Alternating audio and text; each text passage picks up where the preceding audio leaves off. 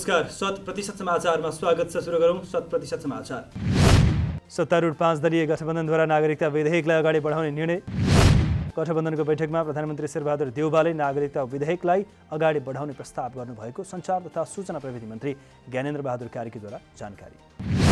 कतिपय नागरिकले बुवाआमा नेपाली नागरिक भए पनि नागरिकता विहीन हुनु परेको भन्दै नागरिकताको समस्यालाई समाधान गर्न सरकार अघि बढेको जिकिर। मन्त्री कार्कीद्वारा आजको बैठकमा शान्ति प्रक्रियालाई चाँडै निष्कर्षमा पुर्याउनको लागि पनि छलफल भएको जानकारी।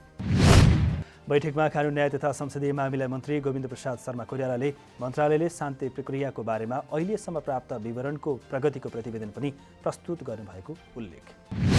निर्वाचन आयोगद्वारा स्थानीय तहको निर्वाचनमा भाग लिने उम्मेद्वारको खर्च विवरण पठाउने निर्वाचन कार्यालयहरूलाई निर्देशन। निर्वाचन परिणाम घोषणा भएको मितिले 30 दिनभित्र सम्बन्धित जिल्ला वा क्षेत्रीय निर्वाचन कार्यालयमा खर्च विवरण बुझाउनु पर्ने रहेको छ व्यवस्था। निर्वाचन खर्चको विवरण बुझाउने तथा नबुझाउने उम्मेद्वारको विवरण छुट्टा छुट्टै तयार गरी आयोगमा पठाउन सबै निर्वाचन कार्यालयहरूलाई निर्देशन। दिगो विकास तथा सुशासन संसदीय समितिद्वारा पेट्रोलियम पदार्थको खपत कम गरी स्वच्छ ऊर्जाको उपभोग बढाउने बारे नीतिगत प्रबन्ध गर्न सरकारलाई निर्देशन।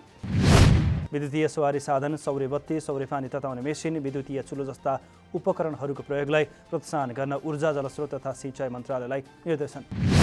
वर्तमान अवस्थामा खनिज इन्धनमा बढ्दै गएको उच्च मूल्यका कारण समग्र मुलुकको अर्थतन्त्रमा दीर्घकालीन असर पर्ने भएकाले वैकल्पिक ऊर्जाको उपलब्धता र सम्भावनाबारे अध्ययन गर्न पनि निर्देशन।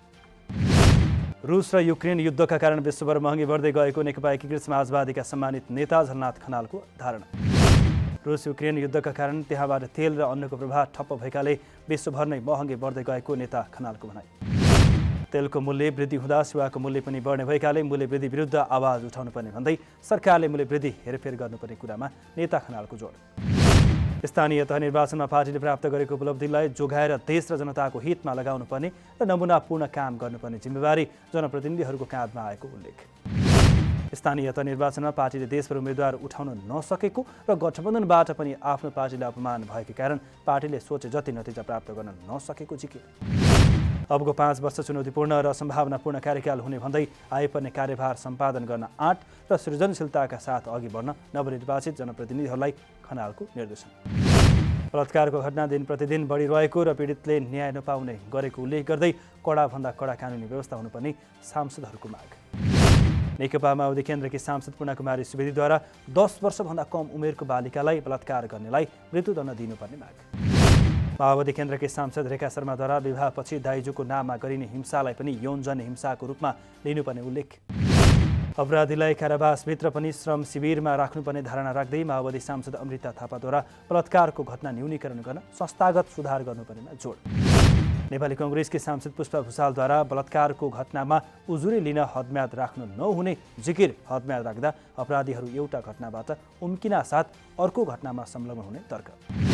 बलात्कारको घटनामा उजुरी दिन सकिने विद्यमान कानुनी व्यवस्थाको समय सीमा अपर्याप्त रहेको सांसदहरूको धारणा। सरकारले ऊर्जाको व्यवस्थापनमा चासो नदिए मुलुक भयावह अवस्थामा पुग्ने नेपाल आयल निगमका कार्यकारी निर्देशक उमेश प्रसाद थानेको चेतावनी। विश्वभर नै इन्धनको मूल्य बढिरहेकोले तत्काल ऊर्जा व्यवस्थापनमा गम्भीर नबने मुलुक आर्थिक रूपमा पनि ठूलो समस्यामा पर्ने दावी। श्रीलङ्काले आफ्नो अवस्थाबारे जनतालाई जानकारी नगराएका कारण आर्थिक सङ्कट बेहोर्नु परेको भन्दै बेलैमा देशको आर्थिक अवस्थाबारे जनतालाई सुसूचित बनाउनु पर्ने तर्क। मुलुकको अर्थतन्त्रको विषयमा गम्भीर भएर सोच्नुपर्ने बेला आएको भन्दै कार्यकारी निर्देशक थानीद्वारा सरकारको ध्यान आकर्षण। स्वास्थ्य बिमा गरेका नागरिकको उपचार रकम सरकारले असार 20 गतेसम्म भुक्तानी नगरे 2 अस्पतालले उपचार सेवा बन्द गर्ने दुर्गा प्रसाईको चेतावनी। बीएनसी र नोबल मेडिकल कलेजले काठमाडौँमा पत्रकार सम्मेलन गर्दै सरकारले स्वास्थ्य बिमा नगरेका बिरामीले उपचार गरेको रकम भुक्तानी नगरे उपचार सेवा बन्द गर्ने उल्लेख। सरकारी अस्पतालमा 8 करोड पुग्दा सेवा बन्द गर्ने निर्णय गरिसकेकाले आफूहरूले पनि बन्द गर्न सरकारले बाध्य बनाएको दुर्गा प्रसाईको आरोप। सञ्चालक प्रसाईद्वारा आगामी 5 वर्षमा नेपालमा सञ्चालनमा रहेका निजी अस्पताल बन्द हुने दावी। गोविन्द केसीले अनसन बसेर ल्याइएको पछिल्लो चिकित्सा शिक्षा ऐनका कारण यी सबै कलेज बन्द हुने तर्खरमा रहेको प्रसाईको आरोप। नेपाल बार एसोसिएसनद्वारा ठगी आरोपको मुद्दा खेपिरहेका इच्छाराज तामाङलाई धरोटीमा छोड्ने योजना बनाइरहेको अडियो प्रकरणको छानबिन गरी दोषीलाई कारबाही गर्न माग। ठगी आरोपी तामाङलाई घुस खाएर धरोटीमा रिहा गर्ने विषयमा न्यायाधीश राजकुमार कोइराला र अधिवक्ता रुद्रप्रसाद पोखरेल बीच भएको संवाद सार्वजनिक। सोही संवादलाई लिएर बारद्वारा सो प्रकरणको आधिकारिकता र सत्य तथ्य अनुसन्धान गरी कसैको संलग्नता पुष्टि भएमा कानुनी दायरामा ल्याउन सम्बन्धित निकायसँग माग। दक्षिण एसियाका 4 देशबीच भएको BBIN सन्धिका कारण इम्बोस्ड नम्बर प्लेटमा अङ्ग्रेजी भाषा प्रयोग गर्नु परेको भौतिक पूर्वाधार तथा यातायात मन्त्रालयका सचिव गोपाल प्रसाद सिग्देलको तर्क। सचिव सिग्देलले भुटान, बङ्गलादेश, भारत र नेपालका बीचमा भएको BBIN सन्धिका कारण इम्बोस्ड नम्बर प्लेटमा अङ्ग्रेजी भाषा प्रयोग गर्नु परेको उल्लेख। इम्बोस्ड नम्बर प्लेट बनाउन 2073 सालमा सम्झौता गरिएको र सम्झौता गर्दा सम्बन्धित कम्पनी कालो सूचीमा नपरेको जिकिर। सम्झौता पश्चात कालो सूचीमै परे पनि तत्काल ठेक्का सम्झौता रद्द नहुने कानुनी व्यवस्था रहेको सचिव सिग्देलको भनाइ। यातायात व्यवस्था विभागका महानिर्देशक नवराज घिमिरेद्वारा इम्बोस्ड नम्बर प्लेट बनाउनका लागि सरकारको पैसा खर्च नहुने दाबी। सम्झौता अनुरूप 25 लाख सवारी साधनमा प्रति साधन 2,500 रुपियाँदेखि 3,600 रुपियाँसम्ममा इम्बोस्ड नम्बर प्लेट बनाइने उल्लेख। ओह्रालो लाग्नुभन्दा दिन प्रतिदिन उकालो लागिरहेको मूल्य वृद्धिको कारणले सर्वसाधारणहरू आक्रोशित। जीवनयापनका लागि खाद्यान्न र इन्धन जस्ता आधारभूत वस्तुको मूल्य दिन प्रतिदिन लागिरहेको छ उकालो। केही महिना यता खानेतेल, चिनी, खाद्यान्न सामग्री, पेट्रोलियम पदार्थको मूल्य बढिरहँदा सर्वसाधारणहरू मारमा। 1 वर्षमा मात्र इन्धनको मूल्य 64% वृद्धि, 5 महिनामा 12 पटकसम्म इन्धनको मूल्य हेरफेर। असार लागिसक्दा पनि कृषकलाई समयमा मल दिन नसक्ने सरकारले पटक पटक हरेक क्षेत्रमा मूल्य वृद्धि गर्दा सर्वसाधारणहरू सरकारप्रति आक्रोशित। खाद्यान्नमा भएको महँगीले सामान्य परिवारका व्यक्तिलाई जीविकोपार्जन गर्न समेत मुस्किल। प्रति किलो 10 देखि 15% आकाशिएको चिनीको मूल्य र खाद्य सामग्रीको महँगीले सामान्य परिवारका व्यक्तिलाई जीविकोपार्जन गर्न समेत मुस्किल। सरकारी छाप र दस्तखत कृत्य मुद्दामा दोषी ठहरिएपछि एमालेबाट निर्वाचित प्रदेशसभा सांसद गुलेफुन खातुनको गुमे पद। जिल्ला र उच्च अदालतबाट भएको फैसलालाई सर्वोच्च अदालतले सदर गरेपछि खातुन ठहरिएकी हुन् दोषी। वायुसेवा सञ्चालकद्वारा सबै आन्तरिक उडान नियमित। नेपाल नागरिक उड्डयन प्राधिकरण र वायुसेवा सञ्चालक बीच गैराती भएको सहमतिपछि वायुसेवा सञ्चालकहरूद्वारा सबै आन्तरिक उडान नियमित। प्राधिकरणले हवाई सेवा अत्यावश्यक भएको भन्दै उडान बन्द गरे सञ्चालकहरूलाई पक्राउ पूर्जी जारी गर्दै AOC नै खारेज गर्ने बताएसँगै वायुसेवा सञ्चालकहरूद्वारा उडान नियमित। मङ्गलबार प्राधिकरणले जारी गरेको जहाजको वेश व्यवस्थापन निर्देशन विरुद्ध वायुसेवा सञ्चालकहरूले आन्दोलन गर्ने दिएका थिए चेतावनी। काठमाडौँमा थप 2 जनामा हैजा पुष्टि भए लगत्तै रोकथामका लागि सरकारले गरेको छ छानबिन समिति गठन। काठमाडौँमा देखा परेको हैजा रोकथाम तथा नियन्त्रणका लागि जिल्ला जनस्वास्थ्य कार्यालय प्रमुख वसन्त अधिकारीको संयोजकत्वमा 6 सदस्यीय छानबिन समिति गठन। एपिडेमियोलोजी तथा सरुवा रोग नियन्त्रण महाशाखाद्वारा हैजा पुष्टि भएको क्षेत्रको ढल, पानी, खाद्य लगायतको नमुना सङ्कलन सुरु। समयमा उपचार हुन नपाएमा केही घण्टामै मृत्यु हुन सक्ने हुनाले सतर्कता अपनाउन चिकित्सकद्वारा सुझाव। 6 महिनाभित्र 3,000 जनालाई रोजगारी दिलाउने घोषणासहित पोखरा महानगरपालिकाको नीति तथा कार्यक्रम सार्वजनिक।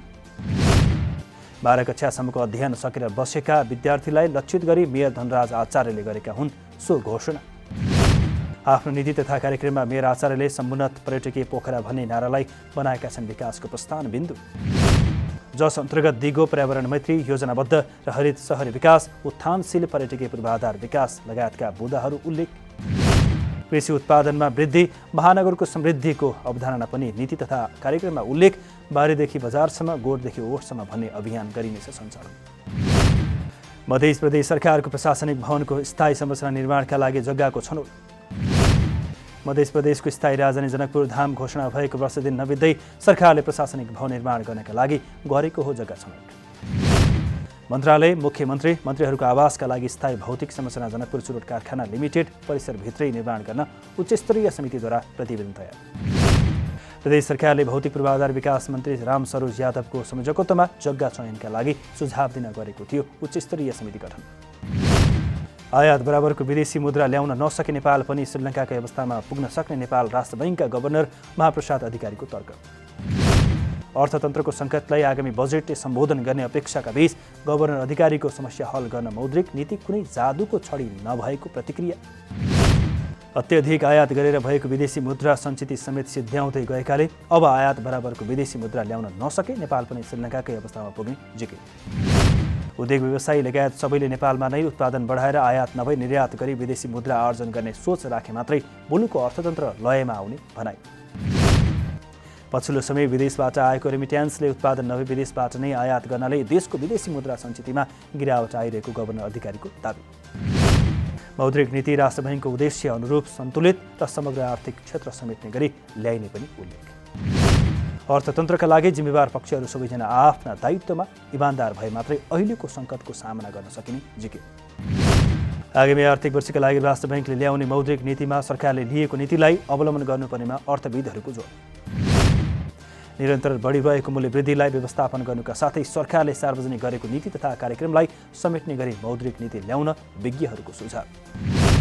राष्ट्र बैंकले जेठ मसान्तसम्मको आर्थिक सूचकहरूलाई आधार मानेर मौद्रिक नीतिको खाका गरिरहेको छ तयार।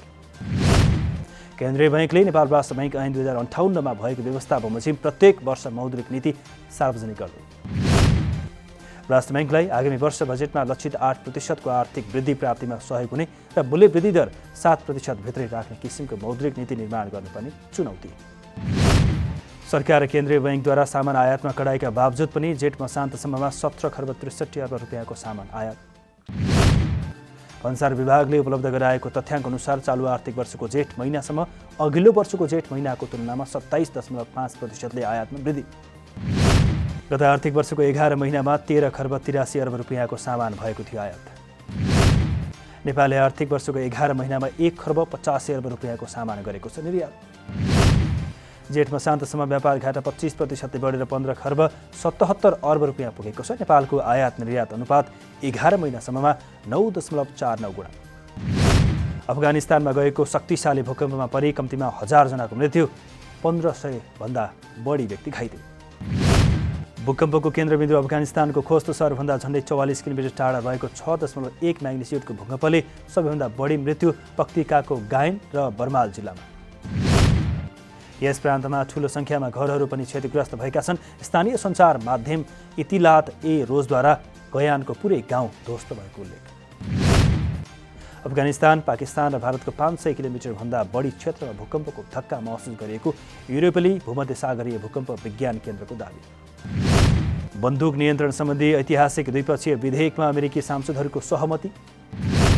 सांसदहरूको समूहले उबल्दै बफेलो र टेक्ससमा हालै भएका नरसंहारका घटनापछि बन्दुक नियन्त्रण सम्बन्धी बहुप्रतीक्षित द्विपक्षीय विधेयकमा जनाएका हुन् सहमति। बफेलो, न्युयोर्क र टेक्ससमा हालै भएका गोलीकाण्डमा मारिएका थिए 31 जना स्कुले बालबालिका। विधेयकमा सहमति भएसँगै लामो समयदेखि बन्दुक हिंसाबाट पीडित अमेरिका अब त्यसबाट केही हदसम्म भए पनि मुक्त हुने विश्वास। बन्दुक हिंसाका राजधानीका रूपमा परिचित रहेको Washington DC, Chicago, Los Angeles, डेट्रोइट्समा अब नरसंहार नहुने आशा। बेलायतका प्रधानमन्त्री बोरिस जोन्सनद्वारा रेलवे कामदारहरूको मागको विषयमा छलफल गरी सम्झौता गर्न आफू तयार रहेको प्रतिक्रिया। बेलायतमा रेलवे कामदारको नेटवर्कले गरेको 3 दशकताको ठूलो हडतालबाट अस्तव्यस्त बनेपछि प्रधानमन्त्री जोन्सन सम्झौता गर्न तयार। रेलवे कामदारहरूद्वारा तलब भत्ता वृद्धि र आफूहरूको जागिर सुरक्षित गर्न माग गर्दै हडताल आह्वान। रेलका यात्रुको हडतालमा हजारौंको सहभागिता। रेल र लन्डन भूमिगत स्टेसन बन्द भएपछि मानिसहरू वैकल्पिक मार्ग खोज्न बाध्य। अखिल नेपाल फुटबल संघ एन्फाका नवनिर्वाचित पदाधिकारीहरू लिए पद तथा गोपनीयताको शपथ। ललितपुरको सातोबाटो स्थित एन्फा कम्प्लेक्समा बुधबार संघका नवनिर्वाचित पदाधिकारी तथा कार्यसमिति सदस्यले लिएका हुन् पदको शपथ। एन्फाका नवनिर्वाचित अध्यक्ष पङ्कज विक्रम नेमाङले पदाधिकारी र कार्यसमितिका सदस्यलाई गराएका थिए शपथ। 100% समाचार अहिलेलाई यति नै। नमस्कार।